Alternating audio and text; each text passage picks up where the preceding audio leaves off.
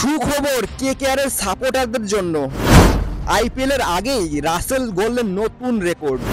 Abu Dhabi night Riders এবং golf জায়েন্টের মধ্যে খেলার দিন রাসেল গড়লেন নতুন রেকর্ড, করলেন টি-20তে সবচেয়ে তাড়াতাড়ি 9000 রান এবং 9000 রান সম্পূর্ণ করাতে নিজের নাম এনেছেন 25 নম্বরে।